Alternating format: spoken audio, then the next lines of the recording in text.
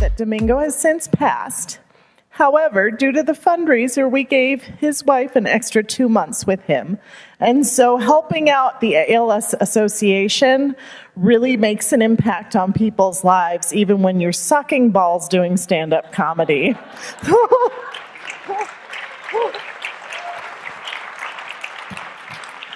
So, yeah, think about Domingo, think about Shauna's mother, think about people that have been touched in your life with ALS, and please donate, get involved, volunteer, and check out that table out front. Now I've got to totally change. Now Funny Cat is back because feelings. Next up is Sandy Sarge. The name is fantastic. Woo! All right, Sarge. She said that she is, I have a low voice, she is meticulous and magical about cleaning her house and getting chores done. I'm hoping that she's up for hire because I can't do that. She also said when she has people over for meals, another reason we're going to hire her, is that she will always make sure to have 2 to 3 items specifically for those people that she knows they like. Not surprisingly, the smell of Thanksgiving dinner is her favorite. So she is going to come out here and talk to you about parenting. So please give a big round of applause for Sandy.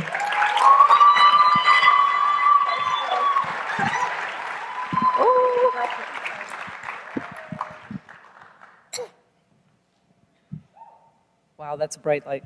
Hi, my name is Sandy Sarge, and I'm a parent. I'm a lot of other things too, but for the most part, I'm a parent.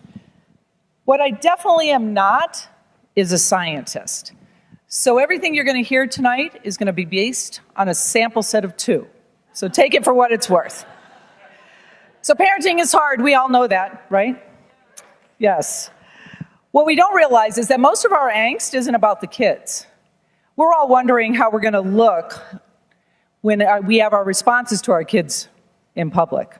Who's watching us? Who's judging us? Who's videotaping us? When will protective services show up?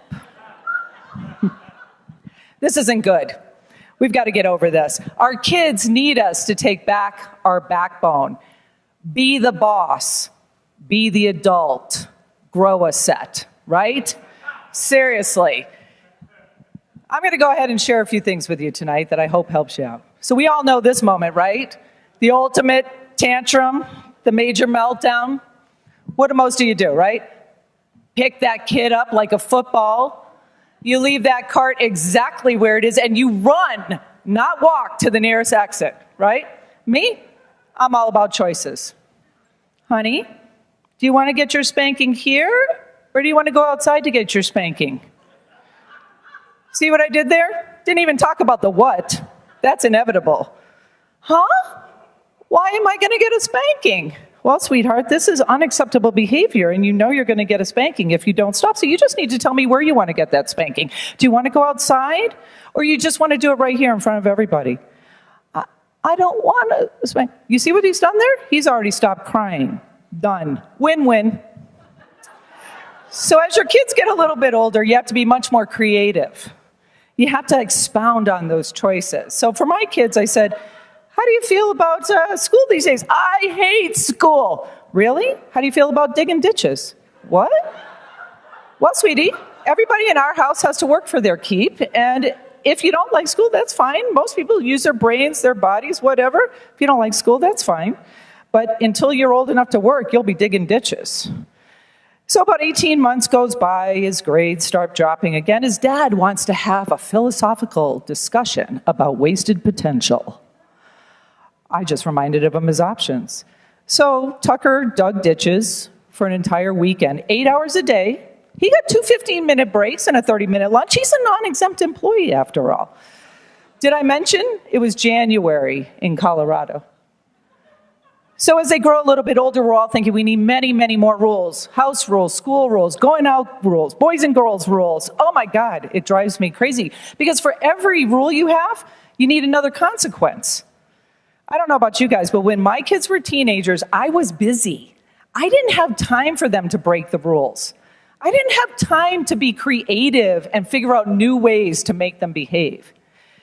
And when you really come down to it, Does it really matter what time they get in or if their room is messy? I mean, seriously, is it going to affect their well-being? Are they going to break a limb? Because if they're not, we just need to get over it. That's what doors are for, after all. So in our house, we came up with a compromise. After all those years of arguing and doling out punishments, we just funneled it out most of the rules. I got to tell you, thank God, right? Because I don't know about you guys, but punishment is worse on us than it is on them. Because seriously, who wants to sit around watching a kid wash walls or write, "I will not XYZ" 10,000 times? No. It came down to respect in our house. I needed to respect the fact that they needed a little more space to grow up, and I needed them to respect, well, me. So it came down to 2 rules. The first one was, don't make me worry. If you need to stay out later, or if you, frankly, just stay where you are, then all you needed to do was call me, let me know, right? If you needed a ride home, just be okay, call me, no questions asked, don't make me worry. The second one in our house was, don't be dead. Nobody in my house gets to be dead. I don't care if you're texting and driving, you can't be dead. Can't be dead with drinking and drugging, you can't be dead from sadness. Because frankly, it would kill me if anything happened to my boys. It would kill any parent. And when it comes right down to it, isn't that what all the rules are about anyway? Keeping them safe and alive? So, I know parenting like this isn't for everybody, but what I figured out is I just needed to get out of my own way, stop worrying about what everybody else was thinking, and get down to what was really important. Don't make me worry, and don't be dead. Oh, that ditch-digging kid? He graduated high school with a 3.7, and he's going on to graduate school next year. Woo! Thank you.